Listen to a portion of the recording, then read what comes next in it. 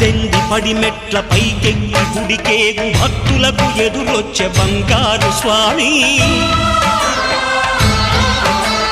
ఇరుముడులు స్పృశించి శుభమనుచు దీవించి జన బృందముల చేరే జగమేలు స్వామి తన భక్తులొనరిల్చు తప్పులకు తడబడి ఒక పక్క ఒరిగెన ఓంకారమూర్తి